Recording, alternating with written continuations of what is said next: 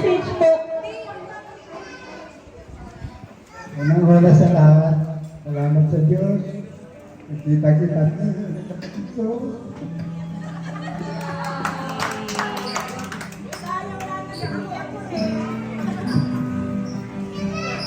pambuhay mo yung dalawa.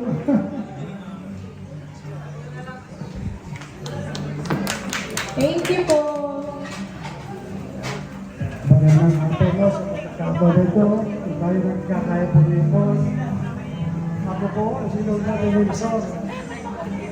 Kami magkakapit. Araw ko, ako nagpapasalamat. Tayo nagbibigay ng kapa. Sa ilang natin ito, wala ko nagpapasalamat. 80 anos na ako sa hiyong pagpamalaki ng edad ko. Kaya na pinagmamit ito sa kapatid. Maraming salamat po. Ilog.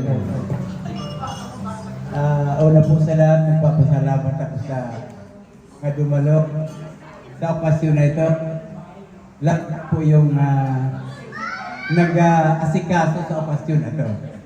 Yung dumating galing Japan at saka yung asawa niya at saka lalo na yung pagkikisa ng kanyang mga anak, kapatid ng mga dumating. Sa uli, Marisili Manison, hindi ko rin nakalaan yung makakarating ako sa birthday ninyo. Kahit anong ulan sabi ko, pinili ko pa rin makarating. Sana itong birthday ito, hindi lang ito ngayon. Sana may mga araw pang darating. Sabi nga sa kasabihan, na mabuhay ka hanggang gusto mo. Sa ganun din sa matagal na rin na pinsan namin na hindi nakikita sa ngayon, nagpapasalamat din ako dahil dumating siya. Si Manay pa rin. Si Manay pa rin. Kapatid din yan ng nanay namin ng tatay niya. Hello. Siguro hindi lang 40 taon na hindi kami nagkita.